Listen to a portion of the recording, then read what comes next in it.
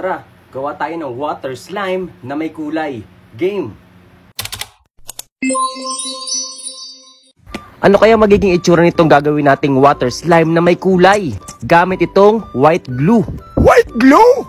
O lolo, nakakagulat naman po kayo. Gagawa po kasi ako dito ng water slime at naglalagay na po ako dito ng tubig. Pero bakit white glue?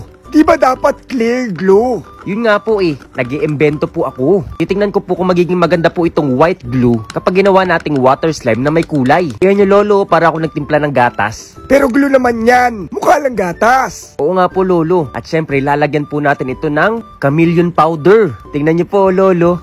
Wow! Para ka nagtitimpla ng chocolate drink. Nakakauhaw. Oo nga po no lolo. Pero syempre bawal po itong inumin.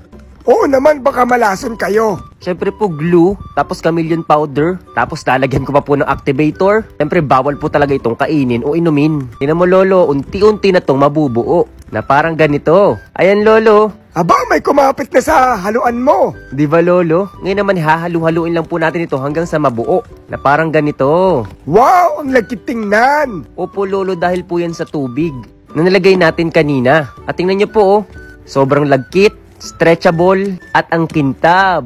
Yan na ba yun? Lolo, stretch ko muna po ito. Hanggang sa gumanda yung pinaka-texture niya. At syempre, may gagawin pa po ulit ako dito.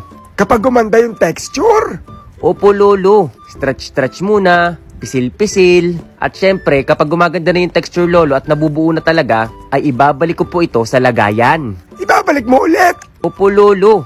Dahil lalagyan ko pa po ito ng tubig. Lalagyan mo ulit ng tubig? Opo, tapos sasarhan ko po. O tapos? Tapos po, kailangan mahigpit na mahigpit para hindi lumabas yung tubig. At aalog-alogin. Shake, shake, shake.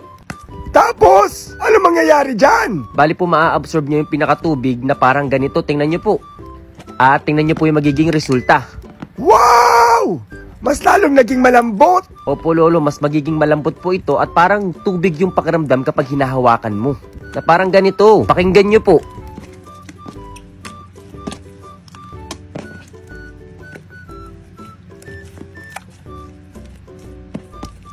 Oo nga, no? Ang galing! Parang may naririnig akong tunog ng tubig. Oh, di ba po lolo? Dahil po yan dun sa additional na tubig na nilagay ko. At tingnan nyo po, napaka-jiggly, stretchable, napaka-kintab, at napakalambot.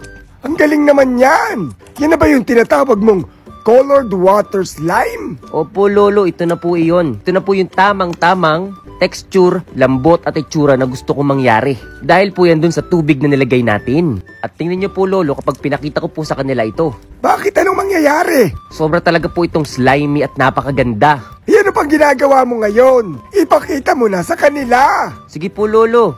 Charan! At ito na ang ating water slime na may kulay. Ang ganda no? Oh, di ba? Gawa na rin kayo.